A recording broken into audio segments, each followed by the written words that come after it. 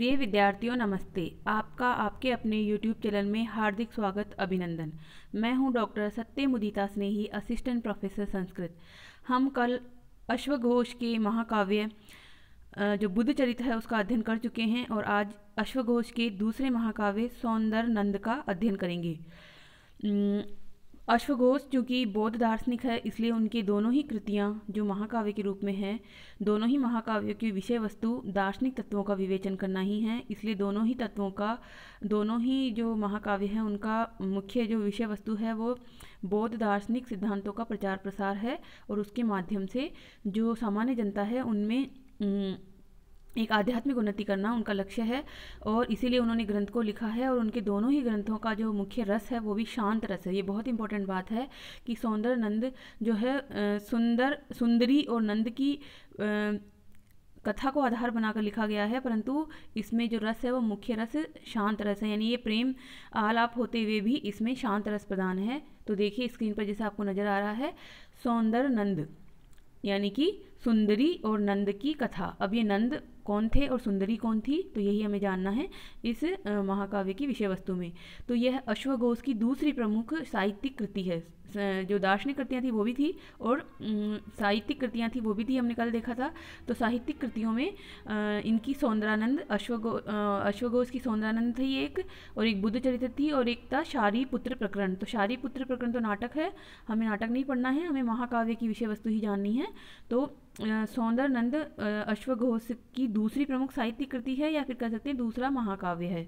इसमें 18 सर्ग हैं क्योंकि महाकाव्य में सर्ग होते हैं, तो 18 सर्ग है और ये संपूर्णतया ही संस्कृत में उपलब्ध हैं। जो कल हमने पढ़ा था बुद्ध चरित्र वह पूरा तो 28 सर्गों में था, परंतु उसमें 14 सर्ग ही संस्कृत में मिलते थे। तो अब यहाँ देखिए उससे भी बड़ा है ये विषय वस्तु की दृष्टि से, जो संस्कृत में मिलता है उसकी दृष्टि से। तो 18 सर्ग हैं और संस्कृत में मिलते हैं सभी ही। नेपाल में प्राप्त 2 जीर्ण शीर्ण पांडुलिपियों के आधार पर संपादन करके महामहोपाध्याय हर प्रसाद शास्त्री ने 1910 में इसे प्रकाशित करवाया था। नेपाल में इसकी पांडुलिपियाँ मिली। नेपाल में भी आज भी वर्तमान में भी बौद्ध दर्शन का बहुत प्रचार प्रसार है, तो वहाँ पांडुलिपि मिली। फिर हरदर्श शास्त्री नाम के एक विद्वान थे, उन्होंने इसको 1910 में प्रकाशित करवाया। इसके बाद इसका अंग्रेजी, बंगाली, हिंदी अनुवाद भी हुए और वो भी हिंदी अनुवाद भी मूल संस्कृत सहित प्रकाशित हुए हैं, यानी ऊपर मूल संस्कृत का श्लोक है और उसका हिंदी अनुवाद है या अंग्रेजी अनुवाद है या फिर बंगाली अनुवाद है। इस महाकाव्य की जो कथा वस्तु है वो क्या है? तथागत बुद्ध का सौतेला भाई है नंद। तथागत बुद्ध जो हैं आपको पता है कि उनके पिता का नाम क्या था? शुद्धोधन था। तो उनकी छोटी रानी थी, उनके पुत्र थे नंद, यानी कि बुद्ध के सौतेले भाई हुए, यानी कि विमाता के पुत्र हुए। तो सौतेले भाई नंद और उनकी प्रियतमा पत्नी यानी नंद की पत्नी थी सुंदरी, उसके पारस्परिक अगाध प्रणय की करुण कथा है। उनमें आपस में प्रेम है और प्रेम के बाद में उस प्रेम का जो है अलग हो जाते हैं, और क्यों अलग होते हैं, कौन अलग करता है, उसका उद्देश्य भी क्या है यही जानेंगे हम इसमें। तो करुण कथा है, ये प्रणय की करुण कथा है। नंद भोग विलासों में आसक्त एक प्रिय दर्शन राजकुमार हैं और उसकी सुंदरी नामक पतिव्रता प्रिया पत्नी है, यानी कि नंद बहुत ही सुंदर हैं, राजकुमार हैं क्योंकि राजा के बेटे हैं, और उनकी पत्नी है वो सुंदरी है, वो बहुत सुंदर है, और पतिव्रता प्रिया उनकी है वो। नंद और सुंदरी परस्पर चकवा चकवी की भांति आ सकते हैं, यानी कि चकवा चकवी जो हैं इतिहास में इस तरह से प्रसिद्ध होते हैं कि चकवा और चकवी का जोड़ा जो होता है, अगर उनमें से कोई एक की मृत्यु हो जाए या विछोह हो जाए तो दूसरा भी उसके वियोग में उसकी याद में तड़प तड़प कर जान ही दे देता है। और रात में अगर इनका विछोह होता है तो पूरी रात ये उसकी याद में रोते रहते हैं और अगले दिन सुबह सूर्योदय होने पर भी वापस इनका मिलन होता है। तो चकवा चकवी जैसे प्रसिद्ध होती है जोड़ी प्रेम की एक पराकाष्ठा के रूप में, वैसे ही यहाँ पर सुंदरी और जो नंद है उनकी प्रणय कथा है, यानी कि जोड़ी है। इन दोनों के इस असीम प्रेम की आधार भूमि पर बुद्ध ने नंद की प्रवज्ञा का भवन खड़ा किया है। नंद को संन्यास मार्ग पे ले जाते हैं, यानी कि निर्वाण मार्ग पे ले जाते हैं बुद्ध। तो ये प्रेम की आधार भूमि पर लिखा गया महाकाव्य है।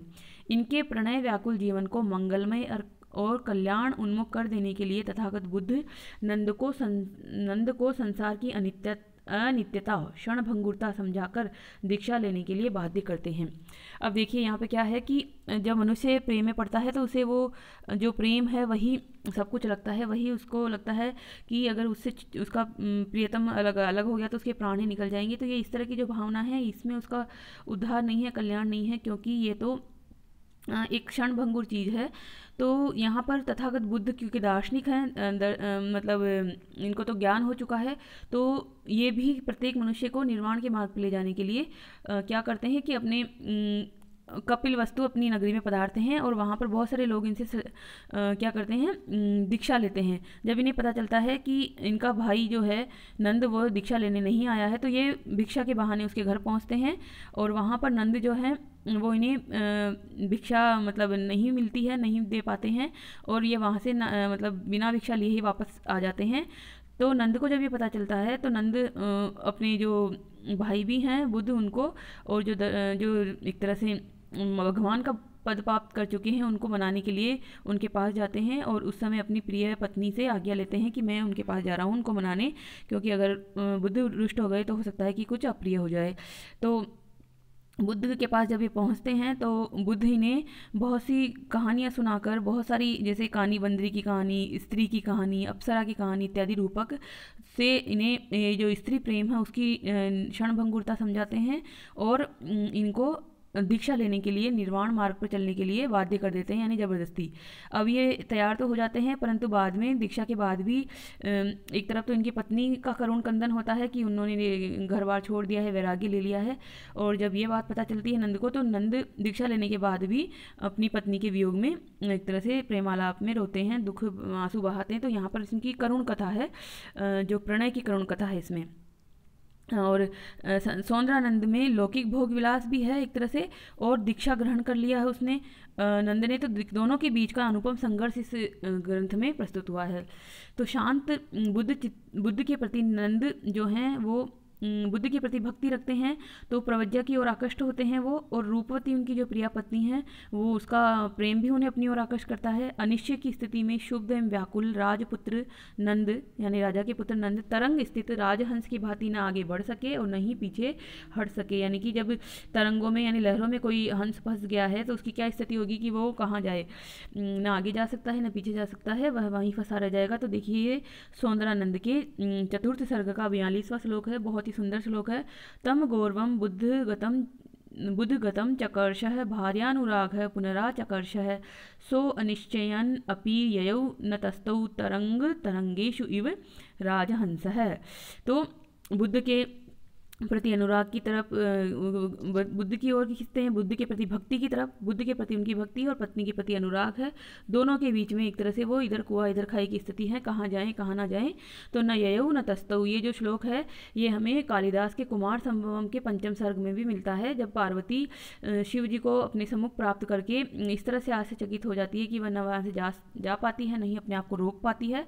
तो कहा जाता है कि अश्वघोष और कालिदास समकालीन है, एक दूसरे का प्रभाव है।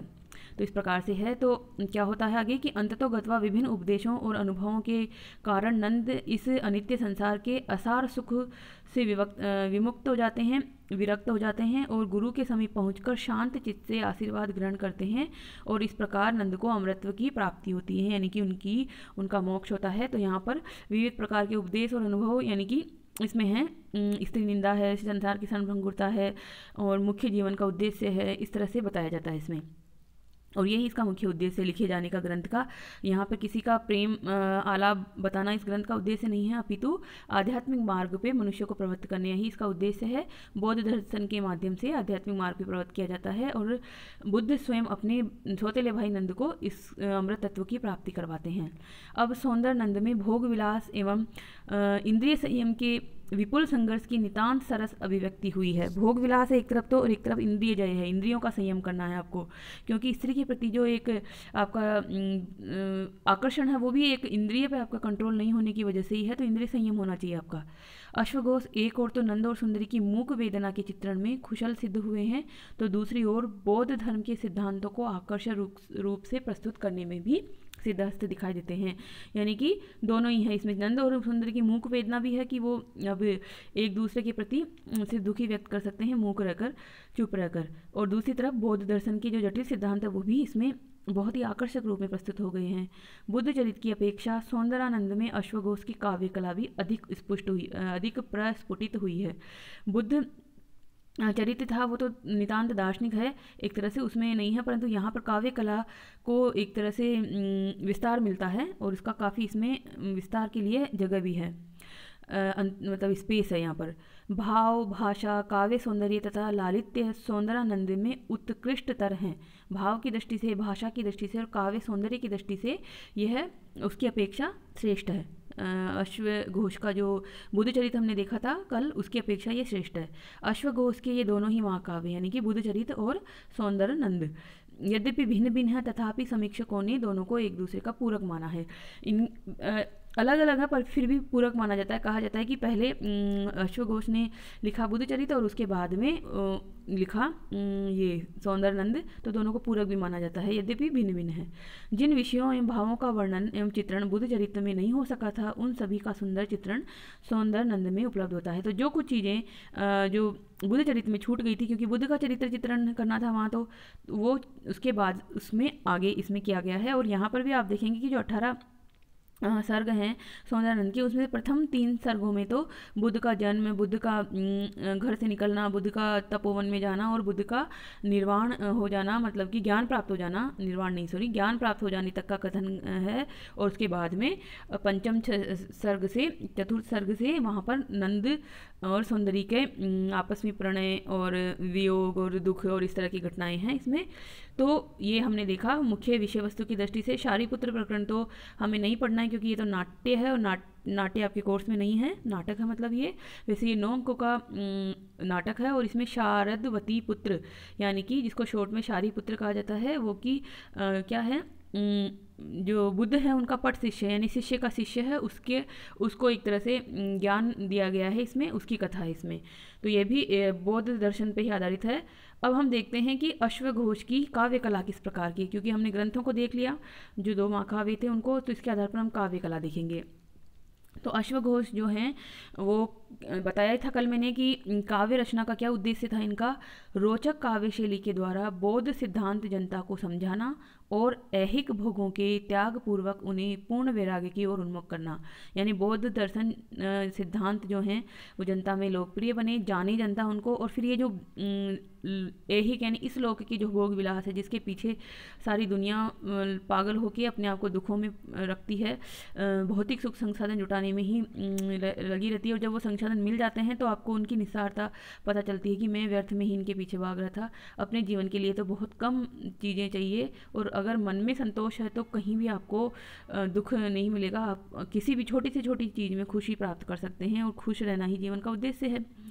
तो ये जो हैं भोग जो हैं वो बिल्कुल निरर्थक हैं, इनसे हटो और पूर्ण वैराग्य की ओर जाओ, इस तरह का ही इसका मुख्य उद्देश्य है अश्वघोष का अपने ग्रंथों को लिखने का।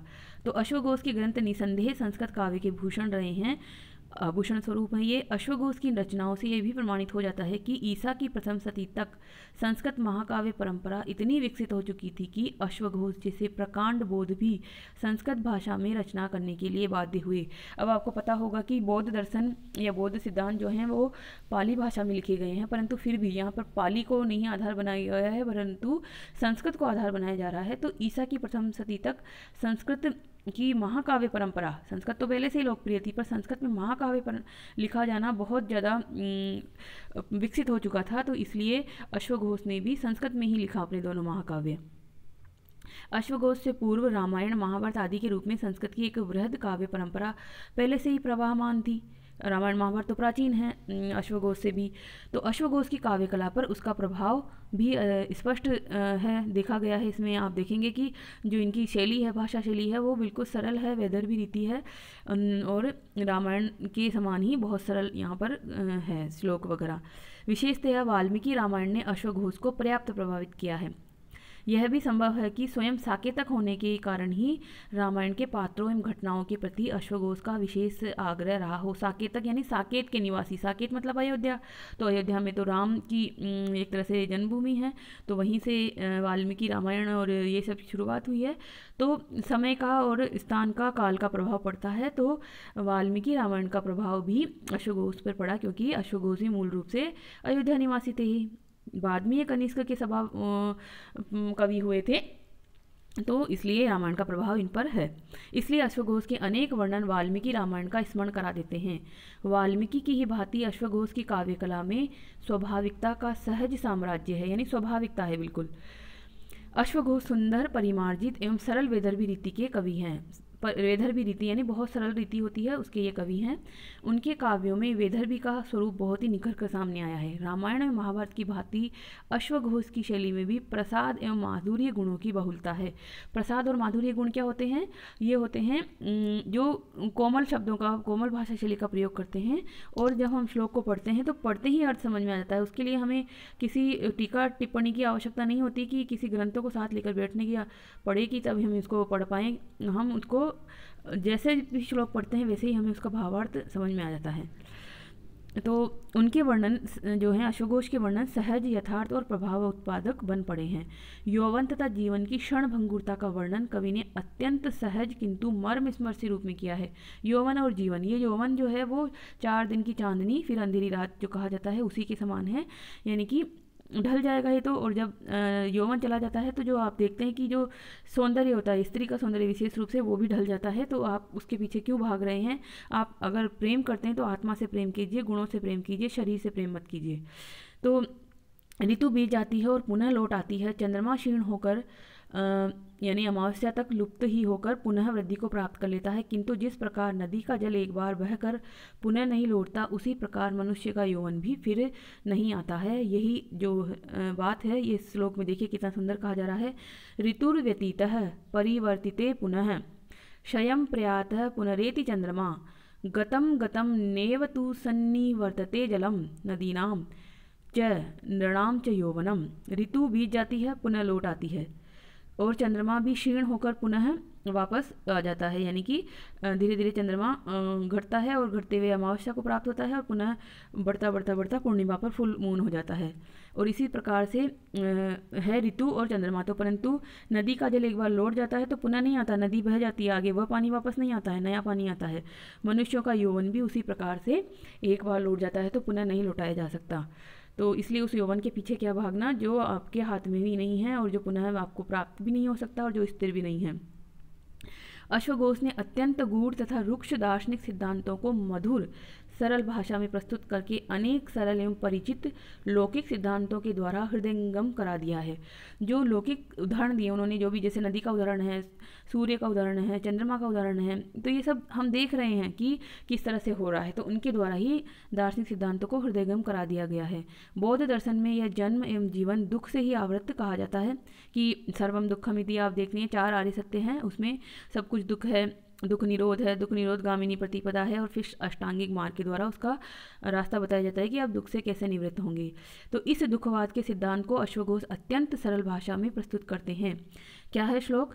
आकाश योनि पवनो यथा ही यथा शमी गर्भशयो हुताशनः आपो यथा अंतर्वसुधाशयश्च दुखम च चित्त शरीर योनि अपाम द्रवत्वं कठिनत्वं उर्व्यां वायोश्चलत्वं ध्रुवं ओष्णमग्नि यथा स्वभावो ही तथा स्वभावो दुखम शरीरस्य च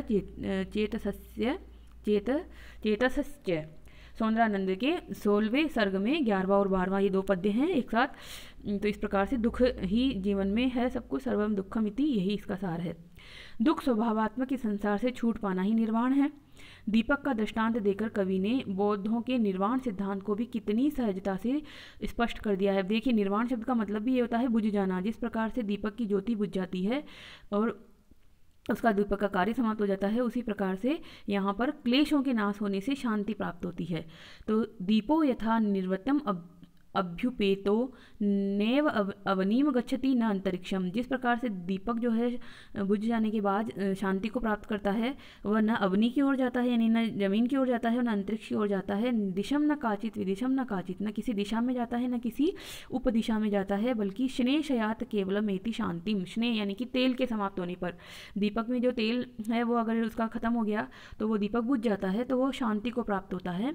उसी प्रकार से एवं कृति निवृत्तिम अभ्युपेतो न वनीम गच्छति न अंतरिक्षम दिशम न काचित विदिशम न काचित क्लेश शयात केवलम एति शांतिम। तो मनुष्य भी जीवन के क्लेशों के नाश हो जाने से, जो पंच क्लेश हैं उनके नाश हो जाने से परम शांति को प्राप्त होता है, वह पुनर्जन्म के चक्र में नहीं पड़ता है। सौंदरानंद के 16वें सर्ग में 28 और 29वें श्लोक में इस प्रकार के दार्शनिक तत्व करके बताए गए हैं और निर्वाण सिद्धांत इतना आसानी से बता दिया गया एक दीपक के उदाहरण से। ये लौकिक उदाहरण ही है।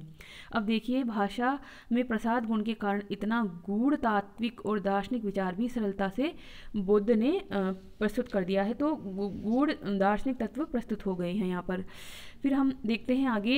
ये तो हुआ। अब काव्य की दृष्टि में क्या चीज़ें होती है, काव्य कला एक चीज़ होती है कि कवि ने कैसे अलंकार यूज़ किए, कैसी भाषा शैली यूज़ की, इत्यादि इत्यादि, कैसी रीति यूज़ की। तो हमने देखा वेदर्पी रीति यूज हुई और प्रसाद और माधुर्य गुण हुए। अब अलंकारों की दृष्टि से देखते हैं तो अश्वघोष ने उपमा, रूपक, दृष्टांत आदि जो स्वाभाविक अलंकार हैं, जो सरल अलंकार हैं, उनको बहुत ही स्वाभाविकता से, बहुत ही प्रभाव उत्पादक रूप से इसमें अनुस्यूत कर दिया है अपने ग्रंथ में।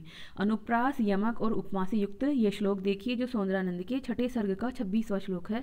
सा पद्म रागम वसने वसाना पद्मानना पद्म दलायताक्षी पद्मा विपद्मा पतितेव लक्ष्मी सुशोषः पद्म स्त्रग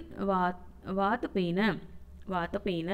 तो इसमें क्या हुआ, पद्म शब्द की कितनी बार रिपीटेशन हुआ है, तो पद्म शब्द का बार बार रिपीटेशन होने से यमक अलंकार भी है इसमें, अनुप्रास अलंकार भी है, क्योंकि प, द और म ये 3 शब्द यहाँ पर रिपीट हो रहे हैं। और उपमा अलंकार भी है यहाँ पर, क्योंकि क्या चीज़ है यहाँ पर, पतिता इव लक्ष्मी और पद्मश्रग इव आतपेन। तो इस प्रकार से यहाँ पर बताया जा रहा है। अश्वघोष ने अपनी अधिकांश उपमाएं दैनिक जीवन से ग्रहण की है। पांडित्य का सायास भार उन पर नहीं दिखाए। जो भी उपमाएं दी है उन्होंने दैनिक जीवन से लिए, जैसे ऊपर वाले श्लोक में थी अभी किसकी उपमा, दीपक की उपमा या फिर नदी की उपमा, या इसी तरह से उपमाएं उन्होंने ली है। तो इसमें किसी भी तरह का पांडित्य प्रदर्शन उन्होंने नहीं किया, यानी कि अपना ज्ञान बखाड़ने की उन्होंने कोशिश नहीं की है। इसीलिए उन उपमाओं के माध्यम से ही दिया गया संदेश अथवा तथ्य तुरंत ही हृदयंगम हो जाता है, यानी हृदय में उतर जाता है। शरीर मनुष्य की सारहीनता एवं नश्वरता का एक चित्र द्रष्टव्य है। मनुष्य शरीर किस प्रकार से सारहीन है और नश्वर है, यह यहाँ पर सौंदरानंद के 9वें सर्ग के 31वें श्लोक में बताया जा रहा है। यथेक्षु रत्यंतरस प्रपीड़ितो भुवि प्रविद्धो दहनाय शुष्यते तथा जरा यंत्र निपीड़ितो तनुर्निपीत सारा मरणाय तिष्ठते। जरा यंत्र से यानी बुढ़ापे के यंत्र से निचोड़ दिया गया जो शरीर होता है वो मरण के लिए प्रस्तुत हो जाता है, यानी कि क्रमशः मर जाता है इंसान। जन्म लेता है, थोड़े समय तक रहता है, फिर बुढ़ापे में दुख भोगता है और फिर मर जाता है। इस प्रकार से मनुष्य का जो ये जीवन है वो नश्वर है, ये शरीर नश्वर है।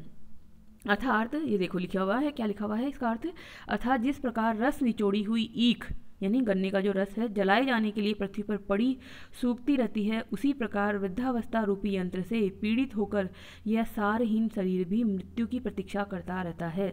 तो जब गन्ने से रस निकाल लिया जाता है तो जो उसके डंठल होते हैं उनको रख दिया जाता है, फिर वो सूखते हैं तो उनको जलाते हैं ईंधन के रूप में। तो इसी प्रकार से वृद्धावस्था रूपी यंत्र से पीड़ित हुआ ये शरीर भी मृत्यु की प्रतीक्षा करता रहता है कि कब मृत्यु आए और कब मैं इस दुख से मुक्त हूँ। तो इस प्रकार से यहाँ पर है। फिर सौंदरानंद जो महाकाव्य है उसका है 8वां सर्ग, वह उसमें अर्थांतरन्यास अलंकार की भरमार है। तो मानो अर्थांतरन्यास अलंकार का वो आकर का मतलब होता है खजाना ही है, निधि रूप ही है।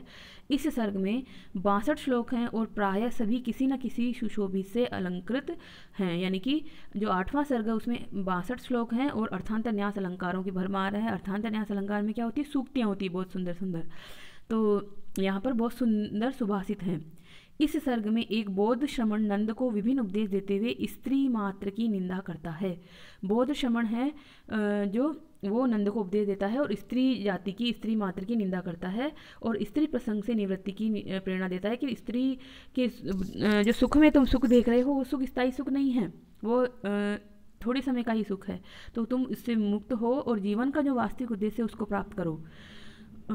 अश्वघोष ने इस सर्ग में अर्थांतर न्यास अलंकारों की झड़ी सी लगा दी है, जिसमें विविधता, विशेषज्ञता, भाव गांभीर्य और अर्थ गौरव विशेषतया दर्शनीय है। तो इस प्रकार से यहाँ पर है। फिर आता है कि अश्वघोष के काव्यों में शांत रस प्रधान है। अब ये आपको जानना है, बहुत महत्वपूर्ण प्रश्न है, परीक्षाओं में पूछा जाता है कि जैसे पूछ लेंगे बुद्ध चरित्र का तो आप फिर भी लिख देंगे कि बुद्ध का है, तो हो सकता है कि दार्शनिक तत्वों शांतों पर सौंदर्य नंद, जहाँ पर सुंदरी और नंद की प्रणय की करुण कथा वर्णित है, तो हो सकता है कि आप इसमें सोचें कि ये श्रृंगार रस हो सकता है, पर श्रृंगार रस इसका प्रधान रस नहीं है, शांत रस का प्रधान रस है। और इसका जो मुख्य विवेचन है वो क्या है, कर्म को इसमें एक तरह से तत्व बताया गया है। भगवत गीता के दार्शनिक तत्वों का भी इस पर प्रभाव है और सांख्य दर्शन में जिस तरह से बताया गया है वो भी इसमें प्रभाव दिखाई देता है। तो यहाँ पर दार्शनिक तत्व मिलते हैं, इसलिए शांत रस इसका प्रधान है। शम भाव की स्थिति की पूर्व भूमिका के रूप में अश्वघोष ने श्रृंगार के दोनों पक्षों, संयोग और विप्रलंब का अत्यंत मर्यादित एवं सुंदर चित्रण किया है। अब शांत रस होता है, उसका स्थायी भाव होता है शम, उसकी पूर्व स्थिति के रूप में जो श्रृंगार रस है, उस श्रृंगार के दोनों भाव यहाँ पर आए हैं, संयोग भी और विप्रलंब भी, यानी कि पहले मिलन भी होता है नंद का और सुंदरी का, और फिर बिछोह भी होता है, वियोग भी होता है, तो दोनों है, परंतु वो सिर्फ उस रस की पुष्टि के लिए है, शांत रस के लिए ही है, शांत रस ही इसका मुख्य रस है।